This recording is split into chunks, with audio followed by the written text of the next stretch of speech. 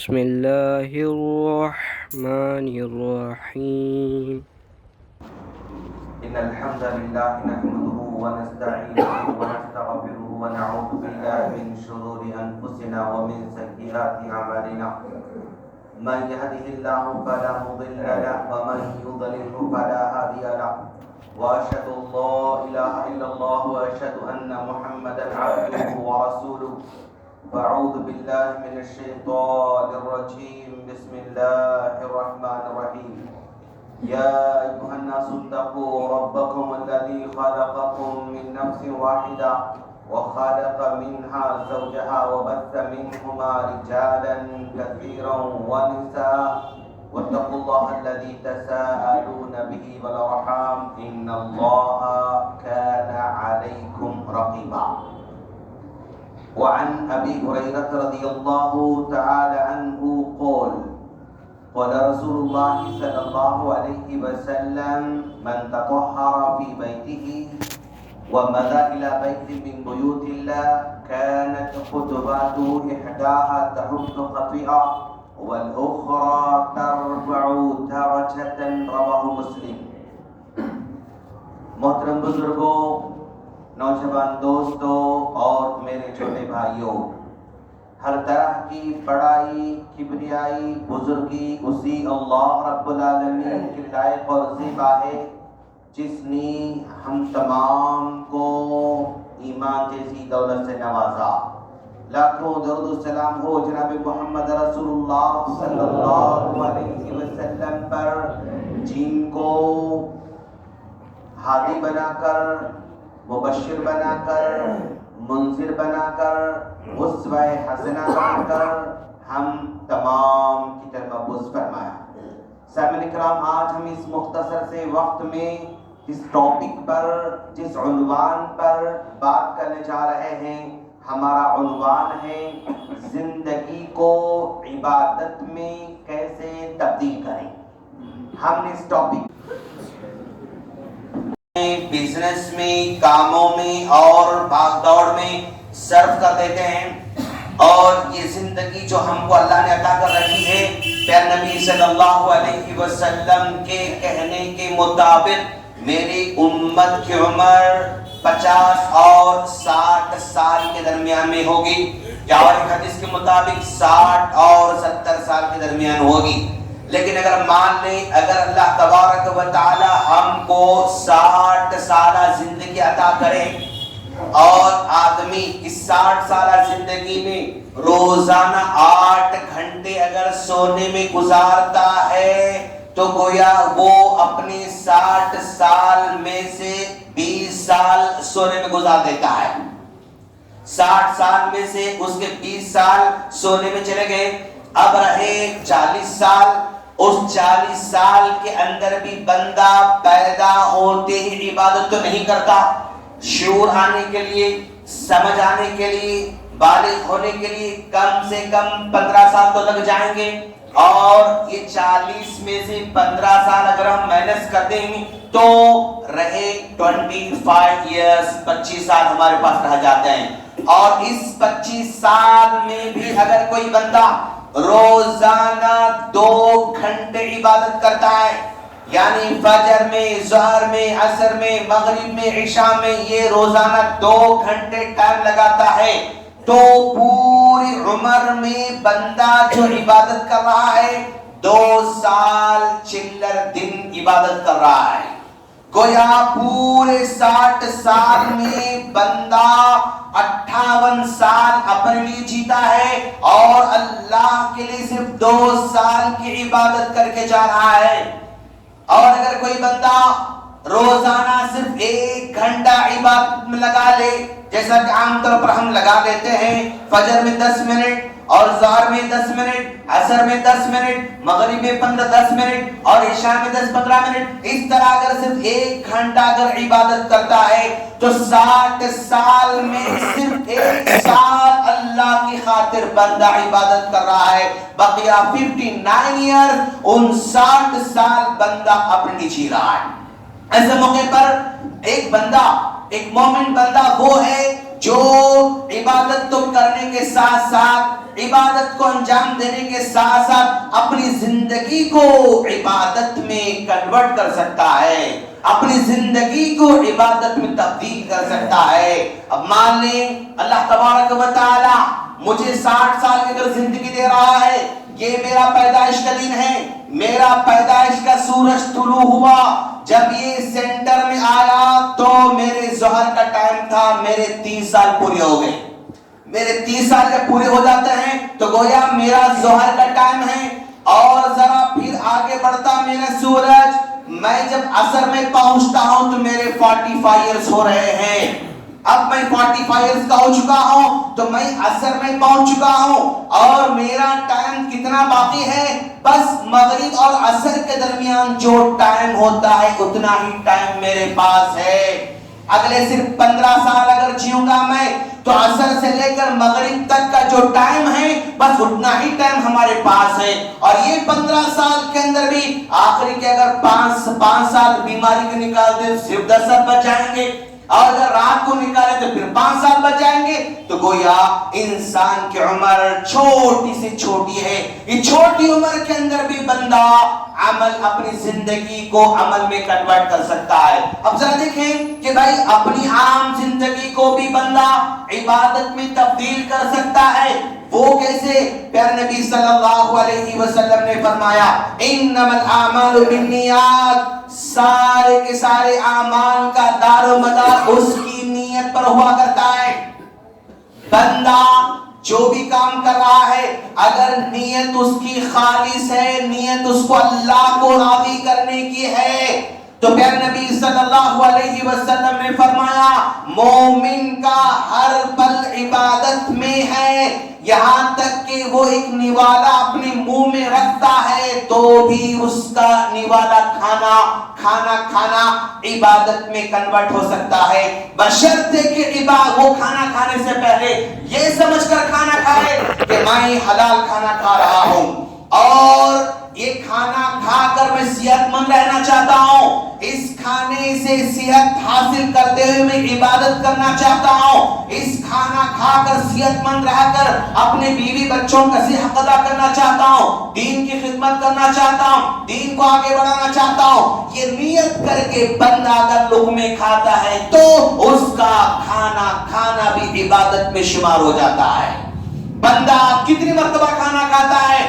کوئی 2 مرتبہ کھاتے ہیں، کوئی 3 بار کھاتے ہیں، کوئی 4 مرتبہ کھاتے ہیں۔ جب بندہ کھاتا رہے گا اور کھانے سے پہلے بس نیت کر لے کہ اے اللہ میں تیرے نبی کی سنت پر عمل کرتے ہوئے کھا رہا ہوں، صحت مند رہنے کے لیے کھا رہا ہوں، صحت مند رہ کر تیری عبادت کرنے کی خاطر میں کھا رہا ہوں، تو اس کا کھانا پورا کا پورا عبادت میں شمار ہو جاتا ہے۔ اور ایک بندہ اپنے گھر سے نکل کر کام کے نکلتا ہے، کوئی اپنے دکان کو جاتا ہے، کوئی اپنی فیکٹری کو جاتا ہے، کوئی آدمی اپنے آفس کو جاتا ہے، کوئی اپنی مارکیٹ کو جاتا ہے، کوئی اپنی شاپ کو جاتا ہے، کہیں بھی اپنے گھر سے نکلتا ہے بندہ کمانے کے لیے، تو پیارے نبی صلی اللہ علیہ وسلم نے فرمایا من خرج یسعى على ولده صغارا یسعى على ولده صغارا فهو في سبيل اللہ، ایک بندے کے بچے ہیں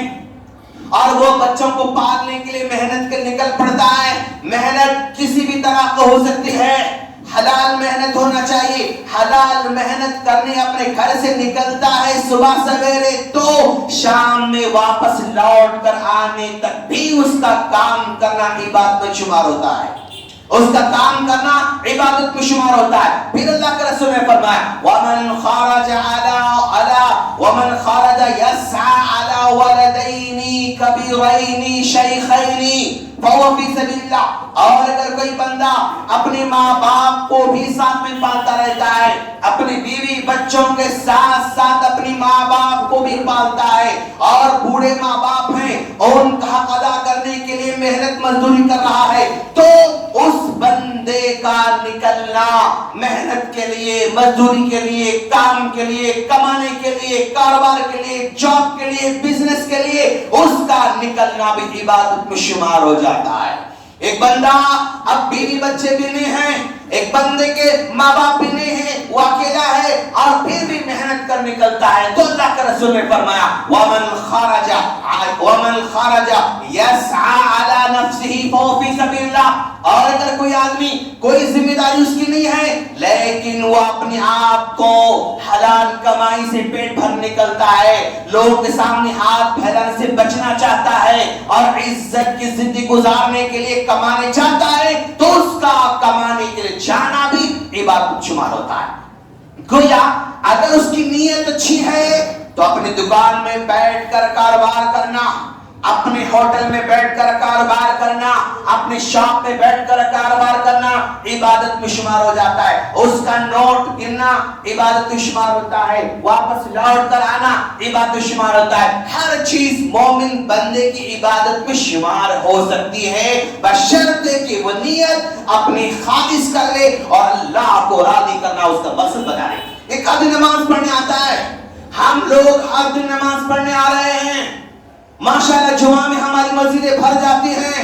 اور ظہر عصر مغرب عشاء میں بھی فجر میں ہماری نمازی مسجدیں بھر رہی ہیں، ہم لوگ اتنے سالوں سے نماز کے لیے آ رہے ہیں، لیکن دوست ذرا پیارے نبی صلی اللہ علیہ وسلم نے کیا فرمایا ذرا دیکھیں، من تطہر فی بیتہ، اگر کوئی آدمی نماز پڑھنے کے لیے گھر سے نکلنا چاہتا ہے اپنے گھر میں وضو کر کے نکلتا ہے، من تطہر فی بیتہ ومضى الى بیت من بیوت اللہ، اور اپنے گھر سے نکل کر مسجد کو پیدل پیدل چلتے ہوئے آتا ہے، گاڑی پر نہیں آتا، سواری پر نہیں آتا، پیدل چلتے ہوئے مسجد کو آ رہا ہے، كانت خطواتہ، جتنے قدم وہ چل کر اپنے گھر سے مسجد کو آئے گا، احداہا، ایک قدم اٹھاتا ہے، تعد خطیئہ، ایک گناہ اس کا مٹا دیا جاتا ہے، والاخری، اور دوسرا قدم اٹھاتا ہے، ترفع درجہ، اس کا درجہ بلند ہوتے جاتا ہے۔ اب آپ غور کریں، اتنے سالوں سے ہم لوگ مسجد کو آ رہے ہیں لیکن ہم نے کبھی ایسا سوچا نہیں، ہم نے کبھی ایسی نیت نہیں کی، تو ہمارا آنا ہو سکتا اللہ نے قبول کیا ہو نہ کیا ہو، لیکن آج کے بعد سے ہم لوگ نیت کر لیں گے انشاءاللہ، اپنے گھروں سے نکل کر آ رہے ہیں، پیدل چل کر آ رہے ہیں، وضو کر کے آ رہے ہیں، تو اگر کوئی 500 قدم چل کر آتا ہے 250 گناہ معاف ہو گئے، 250 درجے بلند ہو گئے، پھر 500 قدم چل کر اپنے گھر کو جاتا ہے، پھر 250 گناہ معاف ہو گئے، 250 گناہ اس کے درجات بلند ہوتے گئے، تو گویا مسجد کو صرف آنا جانے سے بھی اس کے گناہ معاف ہوتے رہتے ہیں اور اس کا چلنا بھی عبادت پہ تبدیل ہوتے جاتا ہے۔ ہم مسجد کو آ رہے ہیں، مسجد میں آ کر بیٹھ رہے ہیں، کاش اگر مسجد کو آنے کے بعد اما عائشہ صدیقہ رضی اللہ تعالیٰ عنہا کے کہنے کے مطابق اگر کوئی آدمی مسجد میں آتا ہے ان اللہ وملائکتہ یصلون علی الصف الاول، اگر کوئی آدمی مسجد کو آ رہا ہے لیکن اگر پہلی صف میں آ کر بیٹھ جاتا ہے تو اللہ اس پر رحمت کی فرشتے نازل رحمت نازل کرتا رہتا ہے، سارے کے سارے فرشتے مغفرت کی دعائیں کرتے رہتے ہیں، جب تک بندہ پہلی صف میں بیٹھا رہے گا تب تک فرشتے دعا کرتے رہیں گے۔ اب آپ غور کیجئے کہ بھی وہ اللہ کی مخلوق دعا کرنے تیار بیٹھی ہوئی ہے جو مخلوق کبھی گناہ کرنے والی نہیں ہے، ہم ایرو غیرو نتو خیرو سے دعا کی درخواست کرتے رہتے ہیں، مولانا دعا کیجئے، حافظ صاحب دعا کیجئے، چاچا جان دعا کیجئے، حاجی صاحب دعا کیجئے، عمرہ کو جانے والے سے دعا کیجئے، ہر ایک سے دعاؤں کی درخواست کرتے رہتے ہیں، جن سے ہم درخواست کر رہے ہیں ان کی دعا اللہ قبول کرتا نہیں کرتا کوئی گارنٹی نہیں، جن سے ہم ریکویسٹ کر رہے ہیں، جس عالم صاحب سے ریکویسٹ کر رہے ہیں، جس حافظ صاحب سے ریکویسٹ کر رہے ہیں، جس حاجی صاحب سے ریکویسٹ کر رہے ہیں، جس بزرگ سے ریکویسٹ کر رہے ہیں، ان کی دعا اللہ قبول کرتا نہیں کرتا کوئی گارنٹی ہے؟ کوئی گارنٹی نہیں، کوئی گارنٹی نہیں۔ کیوں؟ وہ بندہ بھی گناہوں کا پتلا ہے، ہم سارے کے سارے بندے گناہوں کے پتلے ہیں. اللہ ہم بندوں کی دعا قبول کر بھی سکتا نہیں بھی کر سکتا, لیکن فرشتوں کی دعا اللہ رد کرنے والا نہیں. فرشتوں کی دعا کو اللہ رد کرنے والا نہیں. ہم 5 ٹائم مسجد کو حاضر ہو رہے ہیں, اگر پہلی صف میں بیٹھ گئے فرشتہ دعا کر رہا ہے, اگر ایک مرتبہ بھی اللہ تبارک و تعالی فرشتے کی دعا اگر قبول کر لے تو ہم نجات پا جائیں گے, ہم کامیاب ہو جائیں گے. تو گویا آ تو رہے ہیں مسجد کے اندر, لیکن جو صف میں پہلی صف میں بیٹھ جاتے ہیں خصوصی طور پر فرشتوں کی دعاؤں کے حقدار بن جاتے ہیں. اما عائشہ صدیقہ رضی اللہ عنہا نے کہا, صحابہ کرام نے پوچھا اے اللہ کے رسول پہلی صف میں بیٹھنے والوں کو تو ہے, دوسری صف میں بیٹھنے والوں کا کیا ہوگا؟ آپ نے کہا پہلی صف والوں کو ہوگا. پھر کہا دوسرے صف میں بیٹھنے والوں کیا ہوگا؟ تو تیسری مرتبہ سوال کرنے کے بعد اللہ کے رسول صلی اللہ علیہ وسلم نے فرمایا وعلی الثانیہ, ٹھیک ہے دوسری صف میں بیٹھنے والوں پر بھی یہ فرشتے دعا کرنے والے ہیں. تو گویا ہم اگر جلدی آ کر بیٹھ جاتے ہیں مسجد میں تو بھی ہمارا بیٹھنا عبادت میں شمار ہوتے جاتا ہے اور فرشتوں کی دعا شروع ہو جاتی ہے. پھر اما عائشہ صدیقہ رضی اللہ تعالی نے فرمایا ان اللہ وملائکتہ یصلون علی میامن الصفوف, بے شک اللہ تبارک و تعالی رحمتیں نازل کرتا رہتا ہے, اس کے سارے فرشتے مغفرت کی دعا کرتے رہتے ہیں ان لوگوں کے لیے. مسجد میں تو آتے ہیں رائٹ سائڈ بیٹھ جاتے ہیں, سیدھے جانب بیٹھ جاتے ہیں, تو ان کے لیے پھر خصوصی فرشتوں کی دعا ہوتی ہے. تو گویا پہلی صف میں بیٹھنے والوں پر بھی, دوسری صف میں بیٹھنے والوں پر بھی اور رائٹ جانب بیٹھنے والوں پر بھی خصوصی طور پر اللہ تبارک و تعالیٰ کی رحمتیں نازل ہوتی رہتی ہیں اور برکتیں نازل ہوتی رہتی ہیں اور سارے کے سارے فرشتے دعا کرتے رہتے ہیں. مومن بندے کی زندگی کا ہر پل عبادت میں کنورٹ ہو سکتا ہے. اب ذرا غور کریں, ایک مومن بندہ اپنے دوستوں کے ساتھ کھانا کھاتا ہے اور اس کے دوستوں کے ساتھ بیٹھ کر ہوٹل میں ناشتہ کرتا ہے, ہوٹل میں بریانی کھا رہا ہے, ہوٹل میں چائے پی رہا ہے اور ہوٹل میں اور کوئی چیز کھا رہا ہے. دوست احباب کے ساتھ مل کر کھانا بھی عبادت میں کنورٹ ہو سکتا ہے. پیارے نبی صلی اللہ علیہ وسلم نے فرمایا سبعۃ یظلھم اللہ فی ظلہ یوم لا ظل الا ظلہ, 7 لوگ کل قیامت کے دن عرش کے سائے تلے جگہ پانے والے ہیں. 7 لوگ عرش کے سائے تلے حشر کے میدان میں جو ہے سائے تلے جگہ پانے والے ہیں. کون ہے ان لوگوں میں سے؟ رجلانی تحابا فی اللہ اجتمع علیہ وتفرق علیہ, 2 دوست ملتے ہیں, یہ چائے پلاتا ہے یہ سمجھ کر میں اللہ کو راضی کرنے تم کو چائے پلا رہا ہوں, یہ بریانی کھلا رہا ہے میں اللہ کو راضی کرنے تم کو بریانی کھلا رہا ہوں, یہ کھانا کھلا رہا ہے میں اللہ کو راضی کرنے تم کھانا کھلا رہا ہوں. کیوں؟ یہ مومن والے دوستوں کی فضیلت اللہ کے رسول نے بیان فرمائی. ہم اگر کسی کے دوست ہیں اپنے گھر چائے کو بلاتے ہیں, یہ ہماری محبت ہے, ہم چائے پینے جا رہے ہیں یہ ہماری محبت ہے, ہم بیٹھے ہوئے ہیں یہ ہماری محبت ہے. تو جو بندہ اللہ کو راضی کرنے کے لیے اگر دوستی کرتا ہے, آتا بھی ہے جاتا بھی ہے, بلاتا بھی ہے جاتا بھی ہے, ساتھ میں بیٹھتا ہے, کھانا کھاتا ہے, باتیں کرتا ہے, دین کی باتیں کرتا ہے اور امت کی باتیں کرتا ہے, تو ان دونوں کی دوستی کرنا بھی عبادت میں شمار ہو جاتا ہے. ان دونوں کا عبادت کرنا یا ان دونوں کی دوستی کرنا بھی عبادت میں کنورٹ ہو سکتا ہے. اب ذرا غور کریں کہ ایک مومن بندہ ہے اور وہ اسکول کو جا رہا ہے, کالج کو جا رہا ہے, یونیورسٹی کو جا رہا ہے, تعلیم حاصل کرنے کی خاطر جا رہا ہے.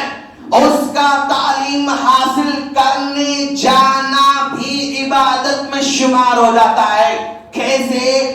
اللہ کے رسول صلی اللہ علیہ وسلم نے فرمایا من سلک طریقا یلتمس فیہ علما سہل اللہ لہ طریق الجنہ.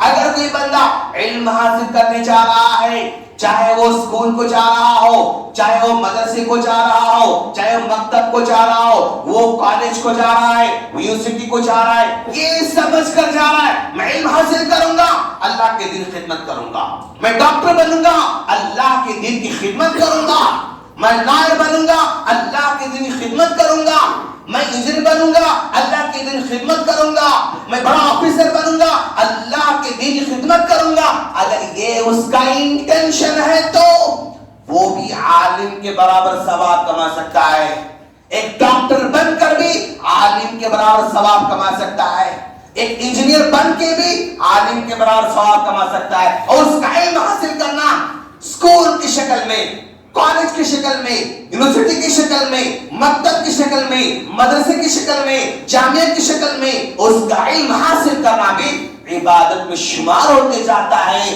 فرشتے دعا دیتے رہتے ہیں، چونٹیاں دعا دیتے رہتے ہیں، اور مچھلیاں دعا دیتے رہتے ہیں، اور فرشتے اپنے پر بچھا دیتے ہیں اس علم حاصل کرنے والوں کے لیے۔ تو کوئی آدمی کچھ بھی پڑھے، لیکن اگر انٹینشن اس کا، نیت اس کی یہ ہے کہ میں اللہ کو راضی کروں گا، دین کی خدمت کروں گا، امت کی خدمت کروں گا، تو اس کا سارا علم حاصل کرنا بھی عبادت میں شمار ہوتے جاتا ہے۔ یہ ہے دین کی خوبی۔ ایک آدمی جم کو جاتا ہے، باڈی بلڈنگ کرتا ہے، اپنی صحت کو بناتا ہے، مارننگ واک کرتا ہے، مارننگ رننگ کرتا ہے، اپنی کھیت میں محنت کرتا ہے، اور اپنی صحت کی حفاظت کرتا ہے، تو اس بندے کا جم کو جانا، اس بندے کا واکنگ کو جانا، اس بندے کا رننگ کو جانا، اس بندے کا صحت حاصل کرنے کے لیے دوڑ دھوپ کرنا بھی عبادت میں شمار ہوتا ہے۔ کیسے؟ اللہ کے رسول صلی اللہ علیہ وسلم نے فرمایا المؤمن القوی خیر من المؤمن الضعیف۔ پیارے نبی صلی اللہ علیہ وسلم کا فرمان ہے ایک طاقتور مومن بندہ دوسرے کمزور مومن کے مقابلے میں اللہ کو زیادہ پیارا ہے۔ میں طاقتور بننا چاہتا ہوں تاکہ اللہ کے پاس پیارا بنو، میں صحت مند رہنا چاہتا ہوں تاکہ اللہ کے پاس پیارا بنو، میں صحت مند رہنا چاہتا ہوں تاکہ اچھی نماز پڑھ سکوں، میں صحت مند رہنا چاہتا ہوں تاکہ غریبوں کا سپورٹ کر سکوں، میں صحت مند رہنا چاہتا ہوں تاکہ مظلوموں کی مدد کر سکوں، میں صحت مند رہنا چاہتا ہوں تاکہ غریبوں کی مدد کر سکوں، میں صحت مند رہنا چاہتا ہوں تاکہ مجبوروں کی مدد کر سکوں۔ اگر یہ نیت ہو جاتی ہے بندے کی تو اس کا جم کو جانا عبادت، واکنگ کو جانا بھی عبادت، رننگ کو جانا بھی عبادت، اور اچھی چیزیں کھانا بھی عبادت، سب چیزیں عبادت میں کنورٹ ہو سکتی ہیں، بشرطے کہ یہ ہمارا اندر کا سافٹ ویئر بدلنے کی ضرورت ہے۔ اندر کا سافٹ ویئر اس کو ذرا چینج کرنے کی ضرورت ہے، نیت کو بدلنے کی ضرورت ہے، نیت کو صاف رکھنے کی ضرورت ہے۔ انشاءاللہ ایک مومن بندے کی ساری زندگی عبادت میں کنورٹ ہوتی جاتی ہے۔ اب ذرا غور کریں کہ ہمارے گھر میں خواتین پچھلے 25 سال سے 30 سال سے 40 سال سے ہمارے کپڑے دھو رہے ہیں، ہمارے برتن دھو رہے ہیں، ہمارے گھر کو صاف کر رہے ہیں، ہمارے گھر میں جھاڑو دے رہے ہیں۔ یعنی میری ماں اتنے سالوں جھاڑو دے رہی ہے، میری ماں اتنے سالوں سے میرے برتن دھو رہی ہے، میری ماں اتنے سالوں سے میرے کپڑے دھو رہی ہے۔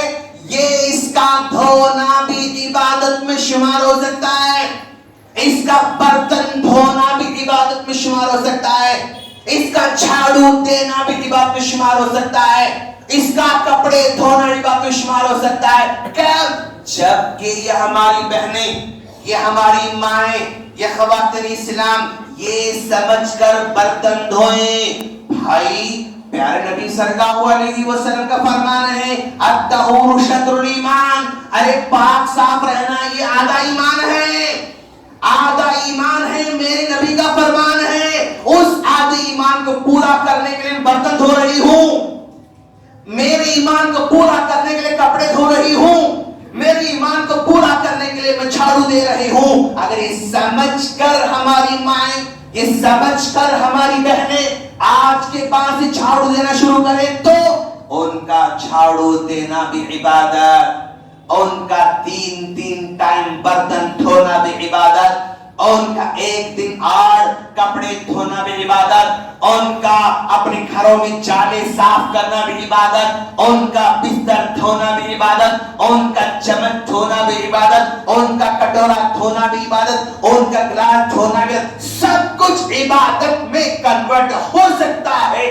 بشرطے کہ نیت کر لے، نیت کر لے۔ کیا نیت کرنا ہے؟ الطہور شطر الایمان، پاک کی صفائی آدھا ایمان ہے۔ ہم پاک صاف رہنا چاہتے ہیں، مسجد کے مؤذن صاحب کتنے سالوں سے صفائی کر رہے ہیں، یہ بھی نیت کر لیں اللہ کے گھر کی 1 دن کا نکالنا بھی اجر سے خالی نہیں ہے، 1 دن کا نکالنا بھی اجر سے خالی نہیں۔ میں ہر دن مسجد کو صاف کر رہا ہوں، میں ہر دن جو ہے چاہے نماز چھٹک رہا ہوں، میں ہر دن جھاڑو دے رہا ہوں، ان کا ہر کام عبادت میں شمار ہو جاتا ہے۔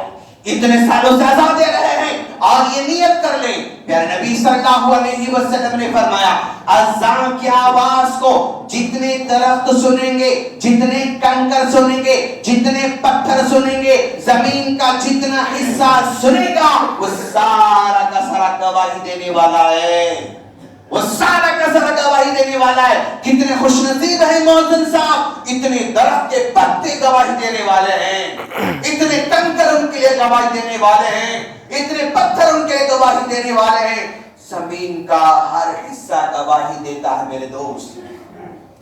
یومئذ تحدث اخبارها، زمین کل قیامت کے دن گواہی دینے والی ہے۔ آپ اچھے کام کیجئے، جگہ بدل بدل کے کیجئے۔ کبھی آپ یہاں نماز پڑھا اپنے، وہاں پڑھا، وہاں پڑھا، وہاں پڑھا، وہاں پڑھا، وہاں پڑھا۔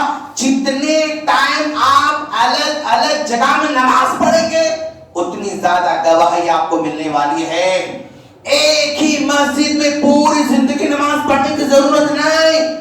اللہ نے ٹائم دیا، فجر یہاں پڑھیے، ظہر وہاں پڑھیے، عصر وہاں پڑھیے، مغرب وہاں الگ پڑھیے، تاکہ زمین ہماری گواہی دینا شروع کر دے۔ ایک مسجد میں آپ کو پڑھنا پڑ رہا، کبھی اس کونے میں، کبھی بیچ میں، کبھی یہاں، کبھی وہاں، کبھی وہاں، کبھی وہاں، کبھی وہاں۔ آپ امام کیجیے، تلاوت کرنا چاہیں ایک جگہ بیٹھ کر تلاوت مت کیجیے، کبھی وہاں، کبھی یہاں، کبھی وہاں، کبھی وہاں، کبھی وہاں، کبھی گھر میں، کبھی چھت پر، کبھی گراؤنڈ میں، کبھی دالان میں، کبھی آنگن میں، کبھی آپ اپنے شاپ کے کٹے پر بیٹھ کر آپ تلاوت کیجئے، آپ اچھے کام کیجئے، وہ سارے کی ساری چیزیں ہمارے لیے گواہی دینے والے ہیں انشاءاللہ۔ مومن کتنا خوش نصیب ہے، اللہ نے زندگی مختصر دی ضرور، لیکن اس کو اللہ نے سمجھ بھی دیا ہے، اور یہ اپنے سمجھ کو لے کر اپنے ثواب کو بڑھاتے جاتا ہے، بڑھاتے جاتا ہے۔ ہر آدمی چاہتا ہے کہ بھائی کام مختصر ہونا چاہیے لیکن اجر زیادہ ہونا چاہیے، کام مختصر ہونا، اجر زیادہ ہونا۔ تو آپ دین کا علم حاصل کیجئے۔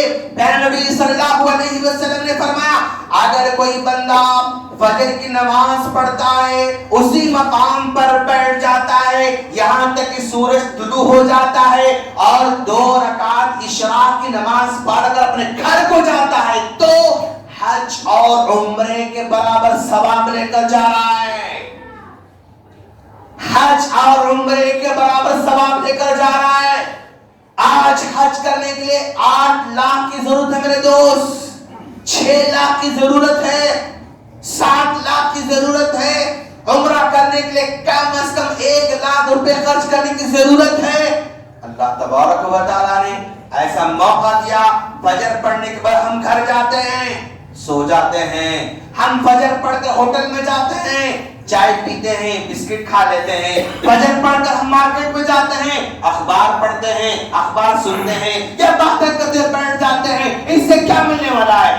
گھر چلے گئے کچھ نہیں ملنے والا، آنگن بیٹھ گئے کچھ ملنے والا نہیں، ہوٹل میں چلے گئے کچھ نہیں ملنے والا۔ اس کے بجائے ہفتے میں کم از کم 1 مرتبہ میں انشاءاللہ فجر پڑھ کے یہیں بیٹھوں گا اور اشراق پڑھ کر جاؤں گا، تو اگر بندہ ہفتے میں 1 دن بھی اگر ایسا کر لے تو ہر ہفتہ حج اور عمرے کا ثواب زندگی آ رہا ہے۔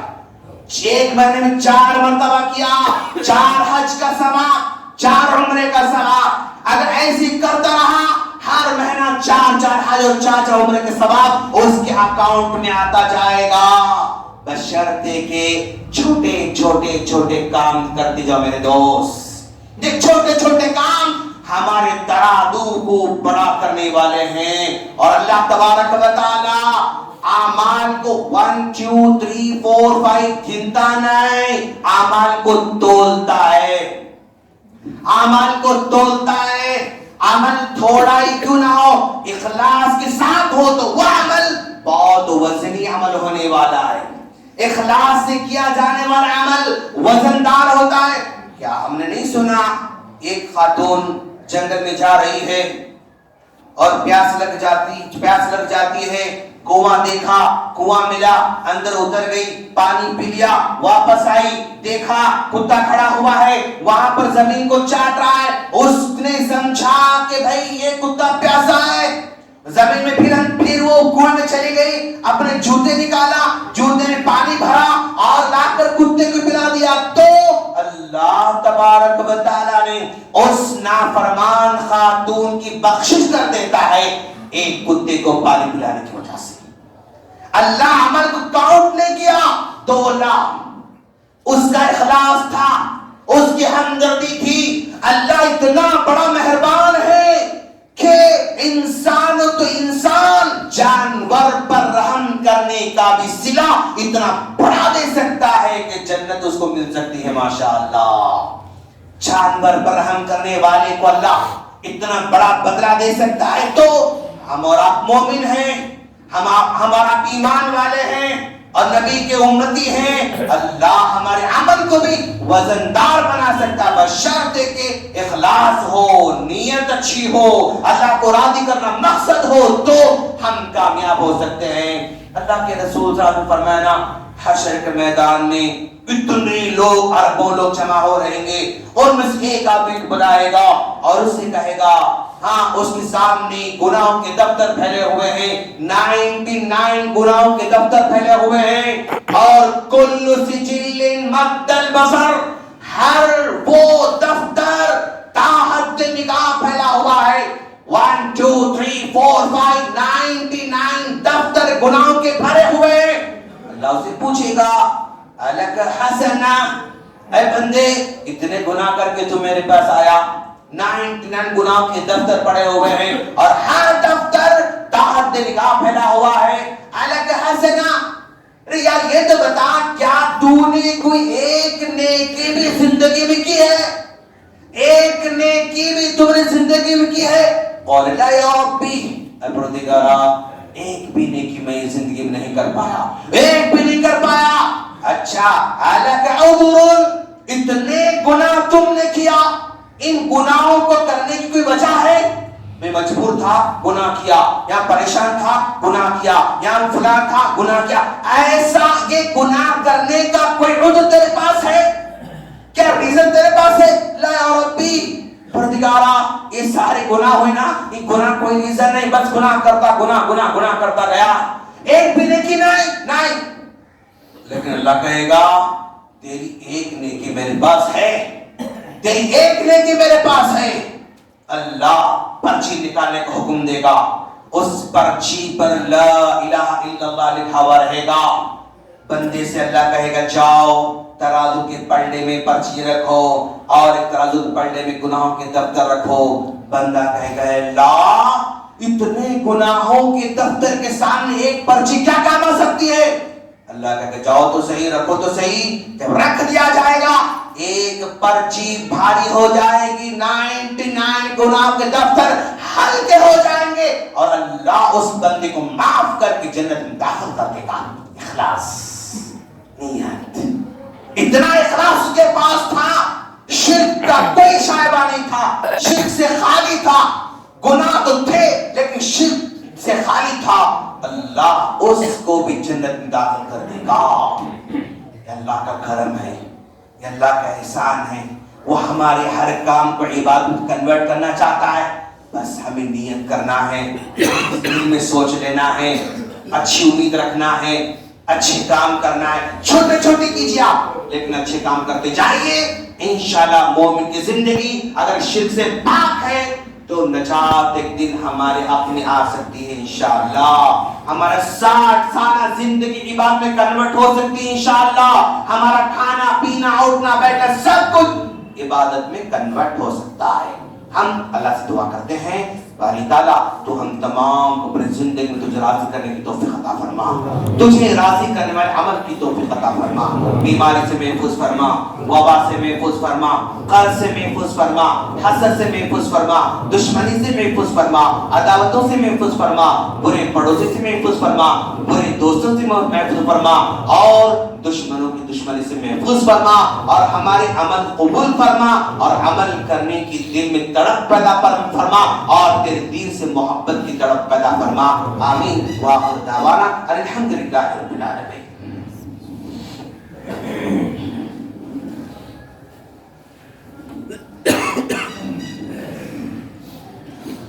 ان الحمد لله نحمده ونستعينه ونستغفره ونعوذ بالله من شرور انفسنا ومن سيئات اعمالنا.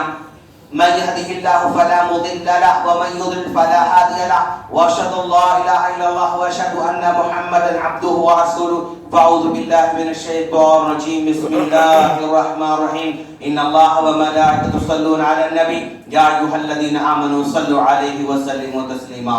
اللهم صل على محمد وعلى ال محمد كما صليت على ابراهيم وعلى ال ابراهيم انك حميد مجيد.